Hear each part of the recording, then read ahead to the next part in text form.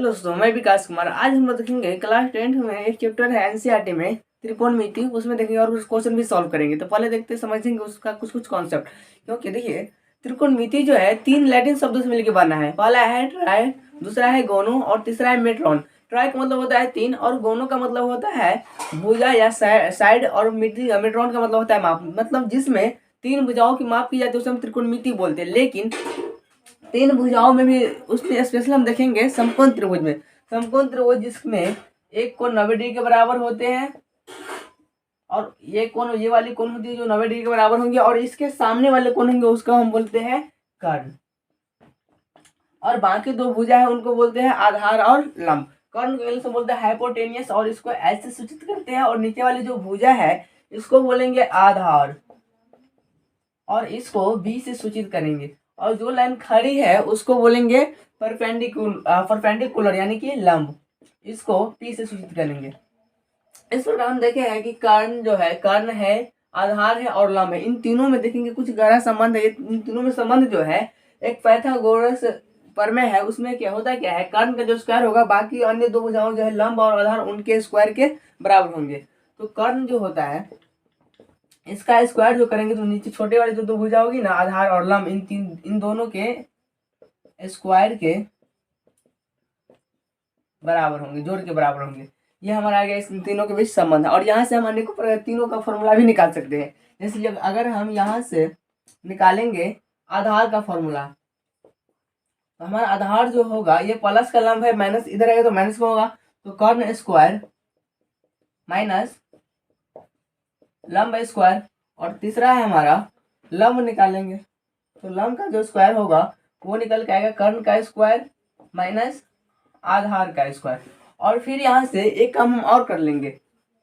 उससे पहले देखते हैं कि अगर हमें बड़ी वाली भुजा यानी कि किसी समकोण त्रिभुज में तीन भुजा होता है, ये तो हम जानते हैं। इसमें सबसे बड़ी वाली भुजा तो उसको बोलते हैं कर्ण हाइपोटेनस, और जो वाली भुजा नीची होती है उसको बोलते हैं आधार यानी बेस, और जो भुजा खड़ी होती है उसको बोलते हैं लंब परपेंडिकुलर।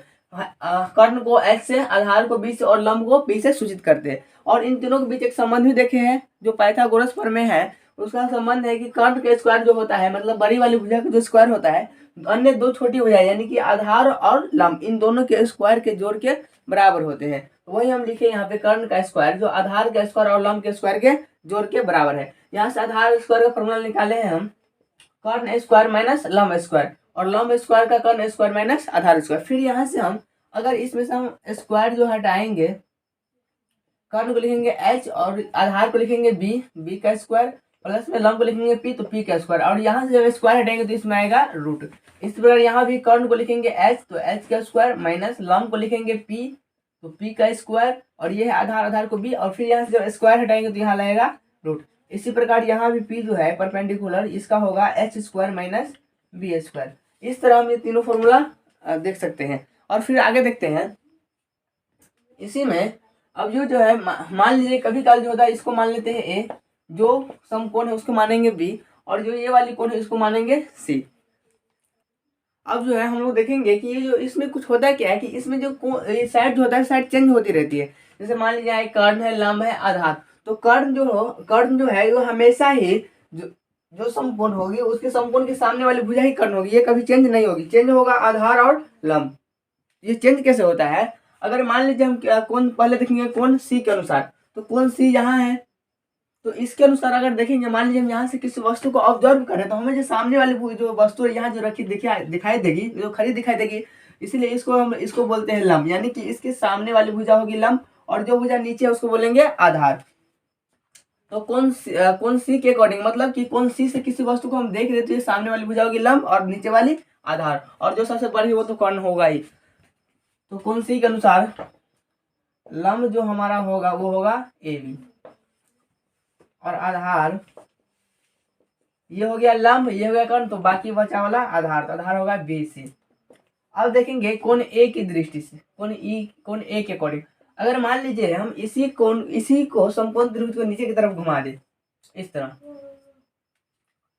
ये होगा यहाँ, इस तरह अगर हम घुमा दे तो ये तो बी ही रहेगा, और ये वाला जो है ये इधर कर दे, ये बी हो गया।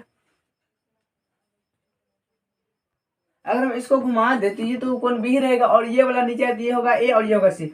अब हम किसी वस्तु को फिर ए से ऑब्जर्व कर रहे हैं, तो ए की सामने वाली भुजा क्या होगी, यहाँ से ये और ये दोनों बराबर है, इसके सामने वाली भुजा होगी बी सी, यानी कि सामने वाली भुजा बी सी, तो बी सी यहाँ पर लंब हो जाएगा। तो अगर लंब कोण एक अनुसार लंब जो होगा हमारा वो होगा बी सी, और ये वाला हो गया लंब बी सी, बारी वाली कर्ण, तो नीचे वाला क्या होगा आधार, और इसमें नीचे वाली जो है ये तो होगी लंब, तो ये वाला ए बी बचा आधार।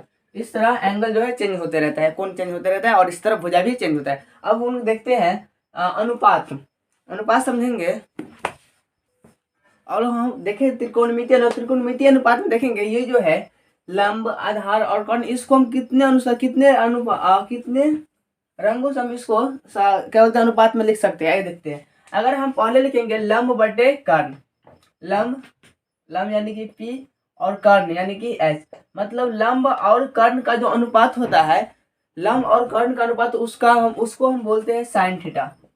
क्या बोलेंगे, साइन थीटा। और साइन थीटा जो है, अब इसको उल्टा लेंगे, H मतलब ये जो लंब बटे कर्ण है, अब कर्ण बटे लंब लेंगे, कर्ण हो गया हमारा H और लंब हो गया P, और जस्ट इसका जो उल्टा होता है, उल्टा वाला होता है कोसेक थीटा। तो इसको हम ये भी बोल सकते हैं कि साइन जो है कोसाइन और कोसेक एक दूसरे के उल्टे हैं, मतलब साइन था P बटा H, तो कोसेक होगा H बटे P, मतलब ये दोनों एक दूसरे का उल्टा है। अब देखेंगे हम लोग आधार और कर्ण का अनुपात, आधार मतलब B और कर्ण है, कर्ण का मतलब H, और कर्ण आधार और कर्ण का जो अनुपात है उसको हम बोलते हैं कॉस थीटा।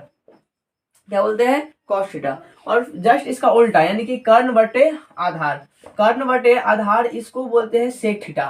तो इस प्रकार हम कॉस और सेक को एक दूसरे का उल्टा हम कह सकते हैं। जब कॉस थीटा होगा इसका जस्ट उल्टा क्या होगा, सेक थीटा, और सेक थीटा का उल्टा कॉस थीटा, मतलब कॉस और सेक जो है एक दूसरे का पूरा उल्टा है। अब देखेंगे टेन थीटा, सॉरी लंब और आधार है, लंब मतलब P, आधार मतलब B, ये दोनों है, इन दोनों के अनुपात को बोलेंगे टेन थीटा।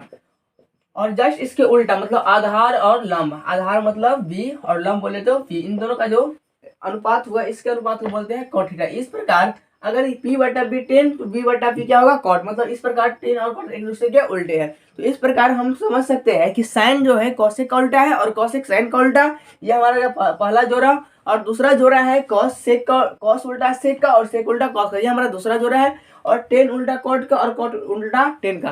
क्या आपको ये बात पहले से पता थी, तो हमें जरूर बताइएगा।